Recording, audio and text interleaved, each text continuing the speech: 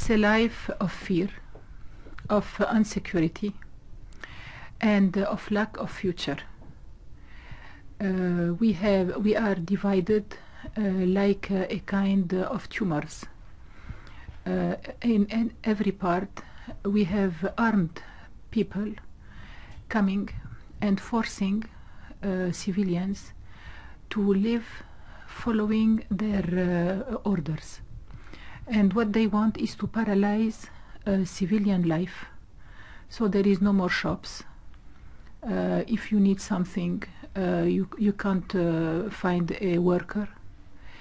And of course, you don't have nutrition, you don't have alimentation, lack of food, lack of fuel, lack of electricity, and this fear, because you don't know when it will be your turn to be considered as a collaborator.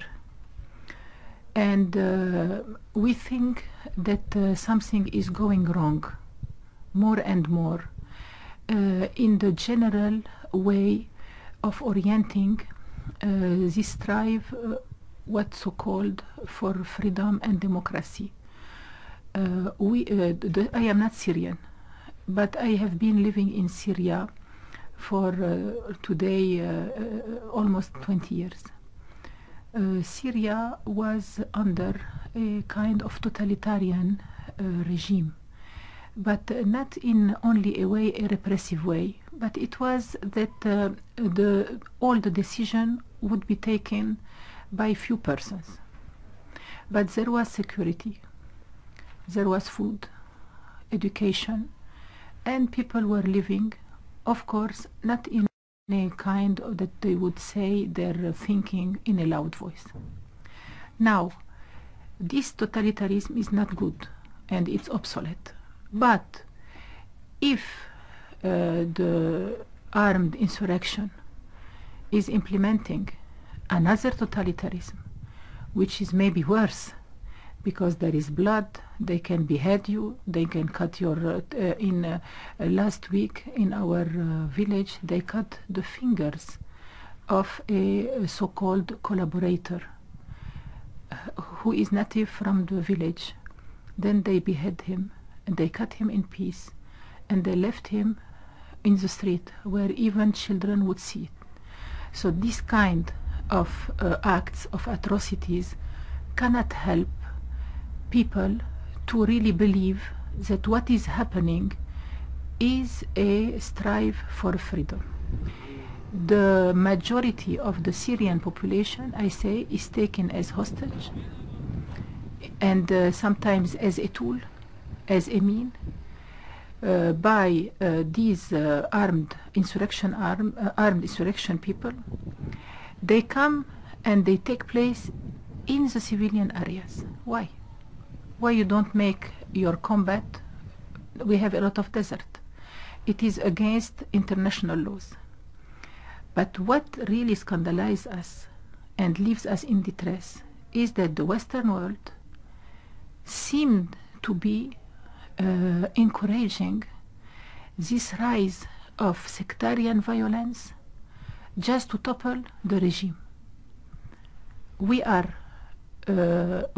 against violence, and we are against justifying violence.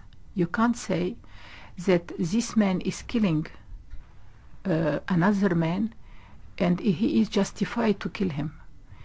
Moreover, when through his movements he is putting in real danger and having terrible collateral damages to a whole civilian population which was neutral. That's what is happening in Aleppo.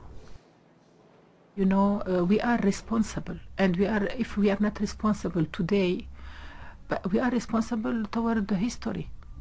Once all those atrocities will be revealed, when you will see a family whose girl has been abused, or I have heard about collective abusing, whose son has been beheaded, whose father has been abducted, You know that there are thousands of people you don't know where they are because they have been abducted. Sometimes they are bandits. They say we are in the revolution, but they are bandits, mafias who come to ask ransom. Some others, they have like sectarian hatred. So they take this one because he is Alawi. They take this one because he is a moderate Muslim. So we don't know. It's a confusion. It's a chaos. And what really grieves us is that the international community holds a paradox. On one side, they say, with hypocrisy, we want peace, we want to protect the civilian population. They even want to intervene in a military way, like in other countries. But on the other hand, they are funding and sending intelligence helps and sending weapons to rebels. Really, you don't know from where they come.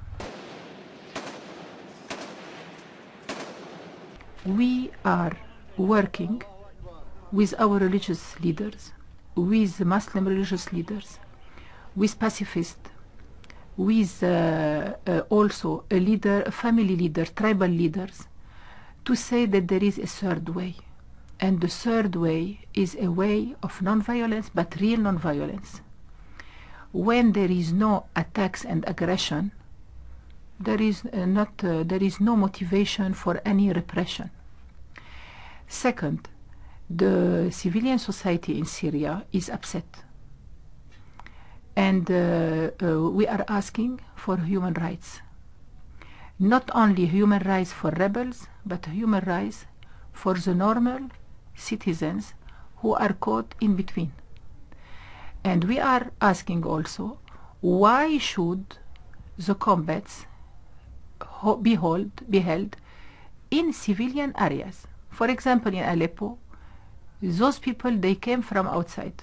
I have been talking with prelates, I have been talking with families. They don't know whom they are. They are foreigners. Either they come from northern villages, from Idlib, or from northern Aleppo countryside, or they come from foreign countries. What are they doing in Aleppo? Why are they doing? Why are they funded and helped and fueled with weapons? And why are they introducing themselves in between the civilian population? And then they say that the army is bombing civilian areas. Please don't enter in civilian population. Don't enter in residence area. Go to the desert if you want to make your war. It is against human rights and it is against the Charter of Geneva. So I want to say to all who are looking at me, I am a Christian and I believe in God. I believe in Jesus Christ. Non-violence is the best way to get what we want, the non-violence. And in all good revolutions, you look at Gandhi, you look at Nelson Mandela, even you look here in Ireland, when you can stop violence and you can enter in a real path of dialogue, accepting the other. Sometimes you have to forget your interest. You cannot take everything. You forget your interest. We can arrive to a common ground. We can make a new social pact, you know. And I want to also to ask, let the Syrian people alone. Let the Syrian people alone. Leave us alone. You are not bringing anything else but death, fear, chaos, instability with your big declarations and with your big assemblies and also with your big powers. Leave the Syrian people alone. Enough, it's enough. Leave those people and stop funding weapons for rebels you bring from I don't know one. We are crying also because those people, they have a mother, they have a father, they are human beings, and sometimes they don't know where they are. And they think that fighting in Syria or fighting where they are fighting will open for them heaven and paradise. And this is alienating.